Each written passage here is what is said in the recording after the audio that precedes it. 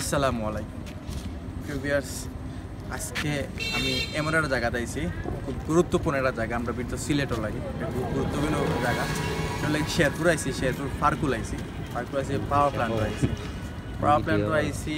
আমি মূলত হইলে গিয়ে আজকে না উদ্দেশ্য আসলো না, হুট করে আমার বন্ধু যে ক্যামেরাতে আছে, তো আমরা বই অবশ্যই কাম করো। আমি কাজ করতে করতে খুব টায়ার্ড, তো দেখা গেছে যে ভালো লাগে না আমার, মানে কাজ করতে করতে মাথা তো পুরো হ্যাং হয়ে গেছে, মানে কিতা করতে আমার প্রচুর গরম। সো বন্ধুর প্ল্যান হলো, তো কইলো বন্ধু আমরা যাই, এখনো যাই ঘুরে।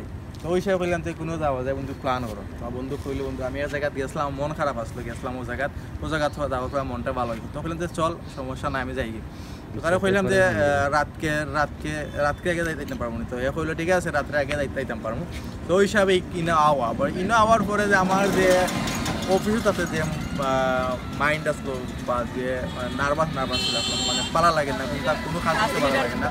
ইনো হওয়ার পরে সব শেষ, মানে অন্তর বডি মন মানে সব মাথাটা পুরো ফ্রেশ হয়ে গেছে। সুন্দর জায়গা, আর দ্বিতীয় দিকে নিরিবিলি জায়গা। আমি আওয়ার প্ল্যান করি, বাট আইতাম পারছি না, হয়তো বিভিন্ন আমার অফিসিয়াল কোনো বিভিন্ন কাজও থাকার কারণে এই সাইডে আওয়া পারছি না। বাট বিভিন্ন জায়গাতে গেছি, বিভিন্ন বড় প্রজেক্টও গেছি, দেখছি। বাট আমার এলাকাতে আমি আজকে ফার্স্ট টাইম আইলাম। তো এই যে একটা আছে, আমি আপনার দেখাই, আপনার দেখা প্রচুর বড় জায়গা লইয়া একটা পাওয়ার প্ল্যান্ট। আমরা দূর থেকে আপনার যেটা দেখবো একটা পাওয়ার প্ল্যান্ট, আমি একটু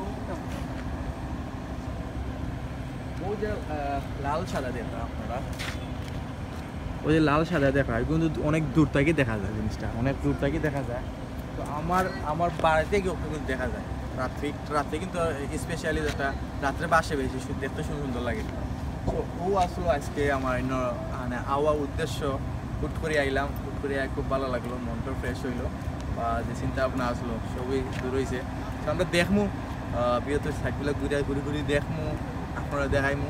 চলো কে তাও আর এনজয় করো।